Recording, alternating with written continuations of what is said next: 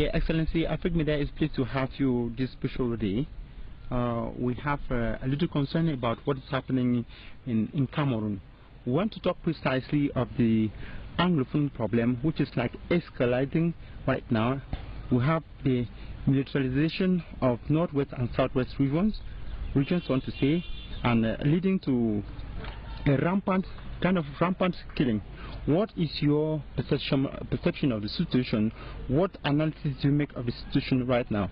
I want you to come and make allusion to federalism, decentralization, and what are other stakes really on right now.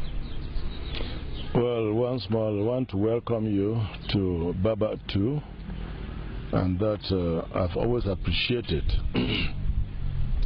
Africa Media, that when there are burning issues, they do all they can within their powers to meet me, whether I'm in the farm, I'm in town, or I'm in the village here, or anywhere else. You always make sure that you catch me for me to make my points known. This said, you said that the Anglophone issue is of concern to you. It is of great concern to me. And I started noticing this a long time ago. And I drew the attention of government and Cameroonians to what I was noticing. At one time, over and over, 1, 2, 3, 4, more than 5 times, I said, I saw dark clouds hanging over Cameroon. After I'd said it about 5 times, Mr. Biya later himself said he saw dark clouds hanging over Cameroon. Well, seeing dark clouds is one thing, and resolving the issues that were making the cloud dark is another thing. Now, the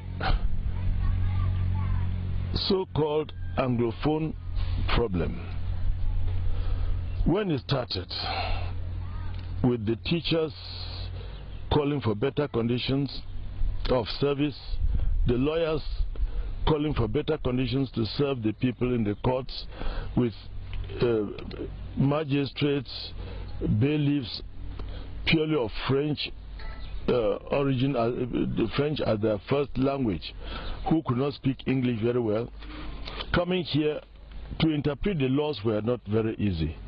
So when these people protested, instead of the government listening to them, they got them brutalized. I was in the bush when they called me that they were beating lawyers. I ran, met them at the Liberty Square or near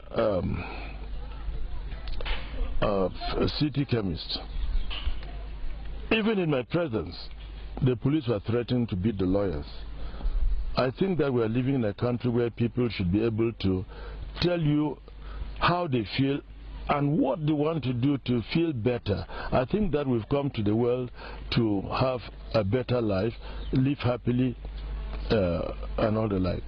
But when Mr. Biya later sent the Prime Minister to look into these teachers, lawyers' problems, as the Prime Minister was in the Northwest trying to resolve this with some members of his cabinet, his own ministers were in Yaoundé shouting at the top of their voices that there was no Anglophone problem. Excuse me. And to me, I said it's a Cameroonian problem, because if you have 10 children and 2 are sick, I think that the rest of the children will not be feeling very happy. And that's why you see today in Parliament, the SDF parliamentarians had to block Parliament for the main fact that they never put the discussions on the problems of the North and Southwest on the agenda of Parliament. And the senators did the same thing. And amongst the SDF parliamentarians, you have parliamentarians of the other regions of Cameroon that will term in this case that they belong to the Francophone setup. Now, these people united themselves as one man, one person in Cameroon. and they were fighting for this, that the issues that are affecting the North and the Southwest, either in the courts or in schools, should be resolved. What surprised me is that the Prime Minister had actually agreed on a number of points with the teachers, agreed on a number of points with the lawyers, for Mr. Biya to authenticate by signing such for them to return back to work. I remember very well that they closed from a meeting on a Monday to meet on a Wednesday and sign the documents so that they could go back to work. But by Tuesday evening, they ordered the arrest of these teachers and the lawyers. They actually arrested some and started chasing some, and they went on the run. These who went on the run, who are still on the run till today. I told the governor, Mr. Governor, can you let Mr. Biya sign this thing for these people to go back to school, the lawyers to go to work? He said, no, tell the children to go to school first. Tell the lawyers to go to court first. I think that we are talking of democracy, a democratic society, where people should feel in their hearts to discuss the issues that hurt them. Let us sit on a table and talk. If my own point of view does not agree with yours, convince me why I should see your own point of view. You don't just tell the children to go to school. Unfortunately for me, I'm not a teacher. I'm not a lawyer. But I'm a concerned father to these people. I saw how some of them were seriously and stupidly brutalized. And when they arrested some of them to carry them to Yaoundé, to try them again under the courts that they were complaining that the legal system is not very good. We carried them to Yaoundé to try them under these conditions which they were protesting and fighting against. Anyway, the struggle continued.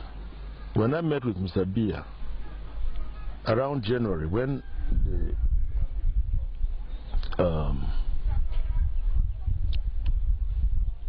the Lions came to Etuidi to present the cup that they won in Gabon, I was invited and I went. Though I was mourning because they started killing. But I said, let me go because I'll have the opportunity to meet Mr. Biya.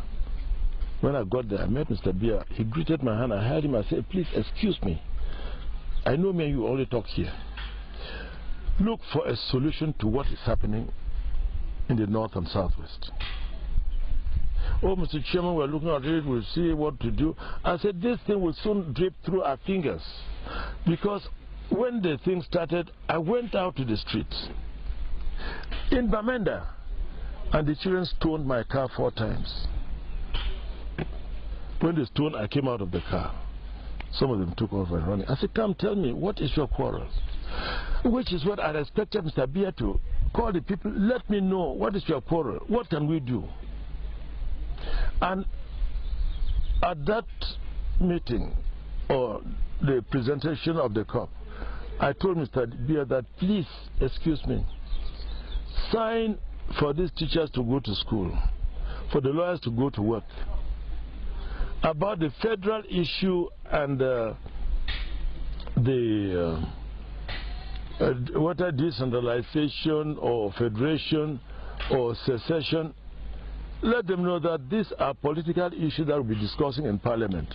But let the children go to school, let the lawyers go to work. They say, we'll see what to do about it. And they dragged on, and they were only telling, please, can the children go to school? Can the lawyers go to work? And they sent people, they started beating people, killing, shooting and killing, which I condemned in very strong terms. Now the people were pushed to the wall. Of course, they had to fight back. They had to fight back. And when they started fighting back now, they called them terrorists. When Mr. Biya came back from Nigeria next door, that this thing started since it's almost a year and a fraction going to. He has never addressed the issue. He's never dialogued with Cameroonians, Anglophones to know what is happening. It's a matter of force. Military, left, right, turn right, you turn. Forward march, turn right, left, you turn. Forward march. I don't think that we're living under a military regime. Even under a military regime, the commanding officer, there's a time his voice slows down and he talks to people. But this is not the case. And I feel very sorry and very, very hurt that they're killing. Now, Mr. Biya came and declared war on his people. And you tell your father to stop that rubbish. I know you edit this. So, I think that Mr. Biya should look into this issue. He never did. He instead, on his return from Nigeria, declared war against people he called secessionists. I've listened very carefully, I've listened attentively to the remarks that Cameroonians are making against the people of the North and Southwest. Secessionists, terrorists. Who is a secessionist? Somebody who has a problem and tells you that, look, I have this problem that is affecting me teaching the children. And Mr. Biya tells us that the children are the future. And the Anglophones say we want to train our own future this way. They are not moving from your educational program. You now call them secessionists. You call them terrorists.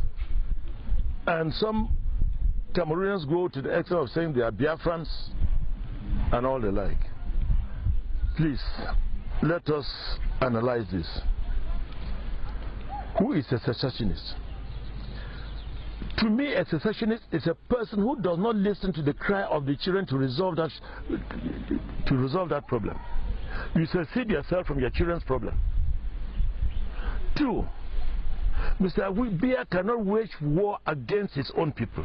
This is very unfortunate. And I take exception on that. If we, for instance, let's say you drive a thief, a hardened criminal, a murderer, he runs into your house and bangs the door. You are chasing with a gun. You will not kick the door open and just shoot a gun in the house, because you know that your children are there. The children might hear the thief bang the door, they are running out to see what is happening, and you open the door and just start shooting, you kill your own children while the thief goes. Mr. Biya, up till today, has not been able to dialogue with Anglophones to find out what is it that you really wanted. What do you want me to do for you? You instead declare war. In this case, who's a secessionist? It's Mr. Biya who has seceded. And Anglophones in their own presentations have analyzed of how the unification came up and how they kept changing from Federal Republic to United Republic to Republic. People said, no, these things that were changes, they never followed the Constitution. I'm not going deep into that. I'm looking at what is affecting us now. And he declares a war. Soldiers are killing civilians. Civilians are killing soldiers. The soldiers and the civilians are all Cameroonians that belong to me. I am at the crossroads. You see, when you are a father and you have 2 children fighting, you are not very strong again to withstand their blows. You stand in the center. This one pushes you this way, this one pushes you this way. One might give you a deadening blow, you fall down, die, while they continue killing themselves. Are we supposed to kill ourselves? This issue hurt me so much that Mr. Biya never listened to me when I met him in a 2D. I had to go meet the Sultan of Fumban. I met the Secretary General of the CPDM, Nkwate. I met Mafani Msonge. I met the Minister of Territorial Administration. I met Gregor Warner. I met some of these top officials of in our country and said, please, I am very, very, very worried about the approach that we are taking what we are taking. It's unfortunate. The oil is dripping through our fingers. Because you cannot hold oil in your hands for too long. I told Mr. Biya that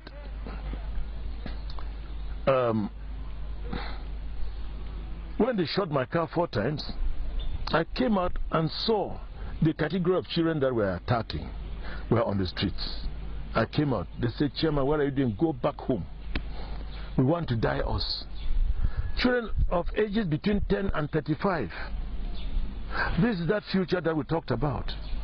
And when they declare in my presence, in my face, that we want to die us, should I be one to accept them dying? When I met here with Mr. Biya, when he came here about 5 years ago, and we were talking, I told him, I said, "Sir, I was a millimeter away short from declaring war in 1992 when the elections were rigged. But when I looked at the young people, the children and all the like, I felt sorry. I said, I will not trample on these children to grab power. Because if there's anything I hate, it's war. Because I had my own experience about war. I was in Nigeria when the Nigerian Biafran war started. I was at the Keja Airport, Murtala Mohammed Airport. I left there, came back to Cameroon. And after the war, I went back through Onitsha, Abakaliki, Enugu, Onitsha, Aba, Midwest, going down to Lagos. I saw the destruction. I saw the misery. I saw all this. And I told myself that war in itself is not good. We should not do anything to bring war. And that's why I never went to war. Mr. Biya said he knew that. Let us look forward.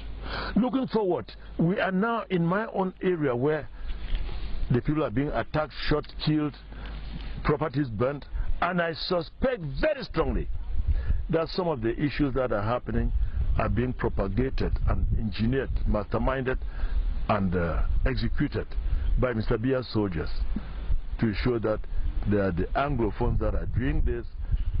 Most of the schools, the soldiers are in schools, and the schools are burnt. Why? Of recent, they told me that some of the soldiers in schools that are girls' schools have started raping the girls and all that. Why do we go through all this? So I get very hurt, sir, confused that throughout all this, Mr. Biya has not been able to sit down to discuss with one Anglophone. Go to school, then we'll know it. Go to school, go to court. No. Even if you have slaves, you want to discuss issue with your slaves to say, I want you to do this, I want you to do this, I want you to move along, let's see what you can do. But this is not the case in the North-South. If children are being shot from the sky in gunships, and in gun planes, we go on from the plane. If you throw chemicalized water on people, if you bring heavy tear gas on your people, and in the end you shoot and kill, even in the Bamenda hospital here, they fired tear gas in the maternity section of the hospital. That to me was barbaric. I just returned from the hospital in Shishong, from surgery. They fired tear gas in my compound. I called the governor. He came. I went and held the man that should kill me. I just came from surgery. I was not on the road. Even if there's a war, my compound should be a no-go area. Because even if a criminal runs and jumps into my compound, we should encircle him and catch him. You don't have to start firing into my compound. Who am I in this country that my elections are rigged and the person who rigs them thinks that he will trample on me and my people and just kill us as ants? I want to thank and congratulate Cameroonians who've taken this as a Cameroonian issue. And you talked about the scuffles in parliament. The people fighting in parliament, most of them are Francophones fighting for their brothers, the Anglophones. I want to congratulate Mrs. Ndamjoya, Honorable who flung her shoe and got a CPDM Anglophone parliamentarian on the face. And stories reaching me indicate that this man was telling Honorable Madam Patricia Ndamjuya that there are Anglophone issues. What if you have quarreled in there?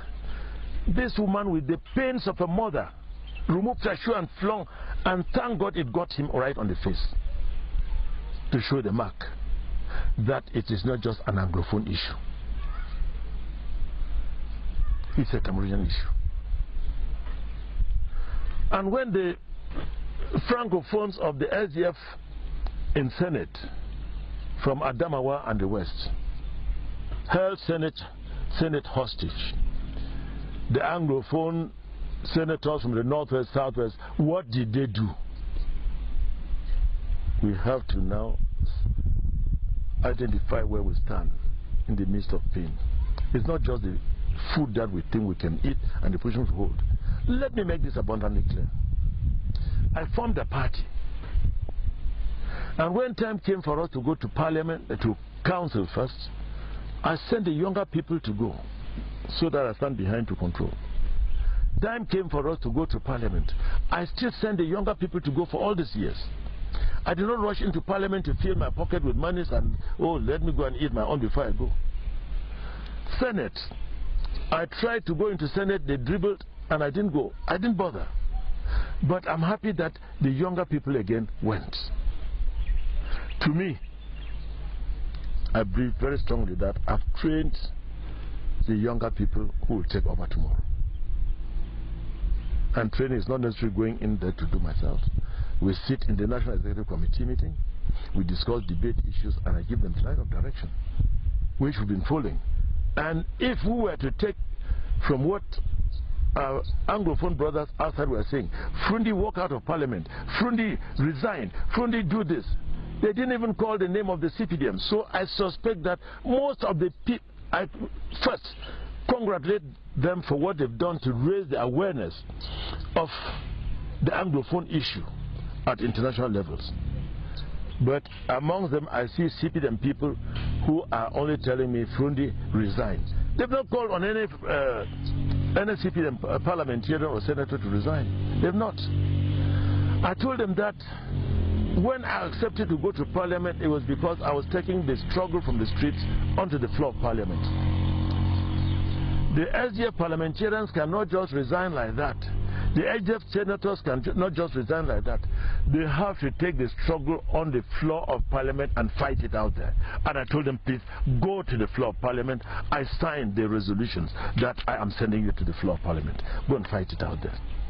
Today, I stand tall and proud of my parliamentarians and senators that they went there and did precisely what the party wanted them to do.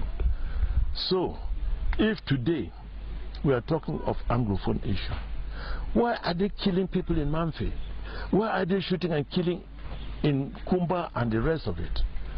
Why is all this killing by members of the armed forces? I'm told that a soldier was arrested some time ago, I don't know where, who started just firing his gun rampantly. They arrested him and asked him what's happening. He says because he killed his brother, a member of the armed forces. I said, oh, so when they kill, it hurts. If you know that when you kill and they send you to kill, who are you killing? Your own brothers. The situation in the north southwest is different from Boko Haram, because Boko Haram came, people we don't know, to attack our people, to attack us. I gave my own contributions to the soldiers and to the government to send to the soldiers, to those that were sick at the Yaoundé military hospital. If I didn't regard them as my own children, I couldn't have done that. And I call on the soldiers, if you are sent to kill your own brothers and sisters, please don't do it, because it is criminal that you declare war on your own people. The so-called Anglophone issues, Cameroonians of good standing have written very well about it. And they made it clear that Mr. Biya knows the Anglophone issues more than me, Frundi, talking about. Because late President Hijo had met Mr. Biya Secretary General or Secretary of the committee that was set in those days to look at the Anglophone issues. And out of those people, about 15 of them, I think only 3 are alive. And Mr. Biya, who was the secretary of that committee, is alive. So he should know what the Anglophone problems are. So if the Anglophone problem started then, he took and put under his foot and clutched it down and never came out with solutions, or never proposed solutions to the president, and took over and never brought the solutions, and it's mounted up to the situation where it is now. As a rancher, when I'm boiling fresh milk, I stand near with at least a little water or even another milk to put in. Because when the milk is bobbing, it just comes out and overflows. But if it's coming through something cool inside, it boils up. Mr. Biya has not been able to do that. To put just that teaspoon of milk into that milk that you should cool down and boil again. No. He has escalated it. He has propagated it. He has called Anglophone secessionists. He has called them terrorists. And this is exactly what they termed the Bassas and the Bamilekis of Cameroon when they were fighting for independence. They said they were terrorists. They were terrorists. They were terrorists. Came with helicopter boats, guns, and shot people in the west. I grew in this village. I was born where you are interviewing me now. And they killed all these people. Most of them ran out here. They were fighting for independence. You call them terrorists. You are terrorizing who? That other countries fought for independence. Cameroon should not be the country that will fight for independence. Today, Anglophones are saying, look, we are being marginalized. We are being taken for granted. We are being suppressed. We are doing made all these things. Can we talk, Mr. Biya? He tells you, I cannot listen to you. It's unfortunate. I'm talking with tears in my eyes. You are seeing this country going. Because I will not stand the killings of the people. You see, if I grow in a home where you are beating my mother, and you keep boxing my mother every now and then, time will come when you see my own club might fall on you. They've seen what is happening in the Lake region. They've seen what's happening in other countries. Please, let us not let these things again slip out of our hands. I'm calling on Mr. Biya that in his New Year's speech, he should be able to take a stand, a firm stand. If he does not take that firm stand to think of the Anglophone with pity to answer their problems, that is when we'll know that he's finally declared the war. I won't want to go further. Thank you, Excellency. Most Cameroonians talk so much about the federalism. Others clamor for decentralization, and some still go to talk of secession. What advice would you give at this?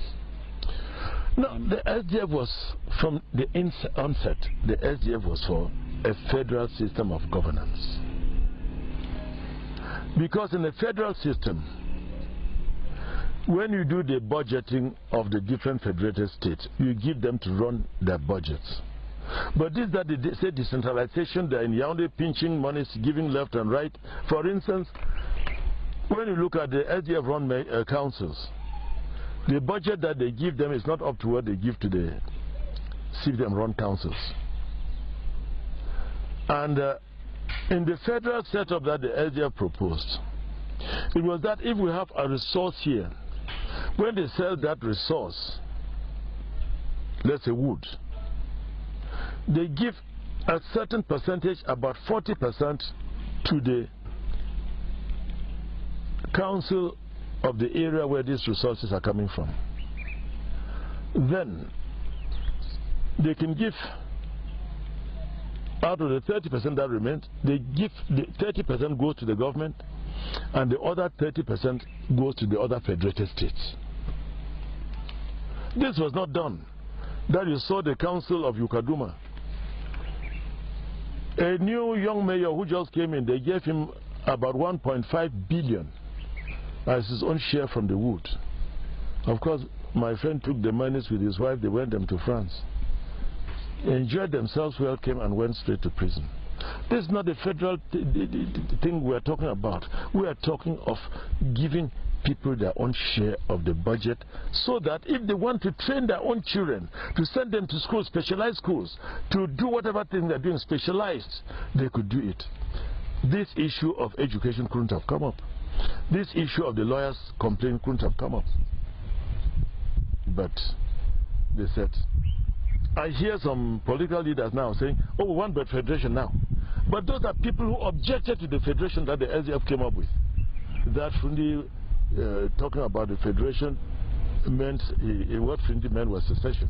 They started muting this thing a long time ago, which we condemned. Until today, I still condemn it. That we should go back to the drawing board. We should sit down on the table. And with the end of every day, they are killing and people are getting more bitter. With the end of every day, the things are getting out of our hands. I said you cannot hold oil in your hand for too long. I still repeat that. So Mr. Biya has to be very, very, very careful. And all the people that are supporting him have to be very, very, very careful. Yeah, thank you, Excellency. I don't know whether you would mind like coming a little bit to decentralization, because it's clear you have made it known. The best way out is federalism. But what is also bad in decentralization? Cameroonians just think that they don't know what it's really what. I cannot start giving lectures today and at this point on decentralization, because there are things that we talked over and over. We condemn this decentralization. This decentralization was to hold a rope so that you can bring back other councils not to work. We condemned the electoral system. We wanted all those to be changed. I want councils in Yaoundé, want councils in Mesemena, want councils in the center, south and the east. I want councils. All those people supported Frundi and the SDF on the policies that we advanced for them. And I took the federal option as a topical issue to campaign. And the people bought the idea. They said, no, we don't want that, we want decentralization. How far has decentralization succeeded? And you caught the father of decentralization, Marafa, and locked him up. Now, where are we today with that decentralization? Has it really worked? Has it succeeded? Yeah, thank you, Excellency. We've come to notice that there are other African countries like Chad, Equatorial Guinea, Mali and Sudan who are really facing what Cameroon is facing today, this system of divide and rule. And we think of what happened in some other countries around the world. If you want to take the case of Germany, they were divided and now they've come together. Korea was also divided, and they're struggling to come back. But they come to Africa and want to split us. What advice would you give? No, it's not the white man trying to split us, it's we splitting ourselves. If you say Germany came back together, North and South Korea are coming together and other countries came together, it is Cameroon and the Anglophone Cameroonians first who opted to come together, who voted to come together. So unification, the architects of unification are the Anglophone Cameroonians. And when they came, you took them for granted. You think that you had some slave to work for you. They were being marginalized and taken for granted. So that's why the children who still have a smell of the life of yesterday are fighting it out today that no, instead of us living like this, we better split and stay the way we stayed before. But these other people, they never lived under colonial masters. And where Britain gave independence and say, okay, you go, the French say, I sell the goat but I hold the rope. So how do we get out of this? So, is it France that should lead us? We should lead ourselves. And let the Francophone Cameroonian come out of this for us to be able to take our own decisions to say, this is what we want to do, this is how we should live. Thank you, Excellency, for granting us this interview. And then okay, another last point now to come out. That would use opportunity to tap our New Year to all the SDF militants, to all the Cameroonians, the Africans, in fact to the world at large. Well, once more I want to congratulate Cameroonians for fighting a common fight, and this was truly exhibited in Parliament, where the Francophone Cameroonians fought in support. But what was the request of the SDF parliamentarians? Put the Anglophone issue on the agenda. Put it on the agenda. That's all. And putting it on the agenda was a problem now that people thought they have to fight it out. So, I want to thank all Cameroonians of goodwill who stood behind their children in the face of the struggle. I want to thank the parliamentarians in particular of goodwill who stood a fight that we should fight it as a country, not as individuals. At a time like this, when the world is at crossroads, I can only lift up my hands in prayer to the God of life, asking God, but Lord, where art thou? The world is at a crossroads. The world is almost, we are almost estimating ourselves. We are almost killing ourselves. For what? On the resources that God gave us. I am a farmer, a rancher, but sometimes on the table, with the smaller chew I eat, I might eat 2-3 slices of beef. Those get too much for me. So there's nothing in the world here that will eat and think that you can eat all of it. When you are young, you think that you can have so much. But as life advances, you can't have all that you think you could have. So I want to pray to the Lord God Almighty to look at the world with pity now and bring peace, love, and justice into the world. At one time in Cameroon, they tell you, want peace, peace, peace. I told them that we have peace, but what we lack is justice. We lack justice. And we want that justice more now in our land.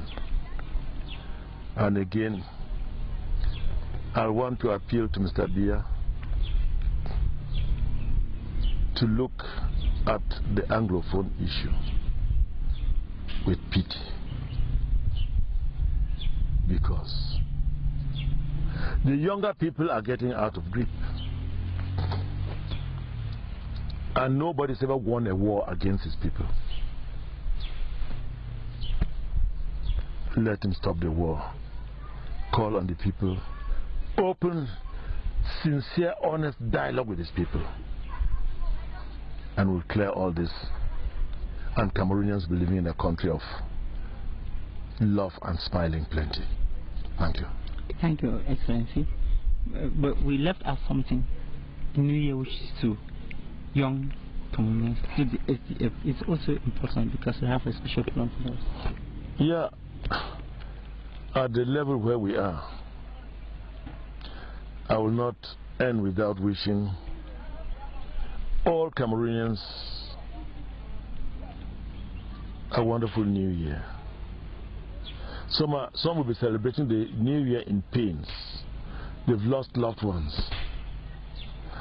Some who have been very angry to the point that they're in the bushes fighting will be in the bush at New Year.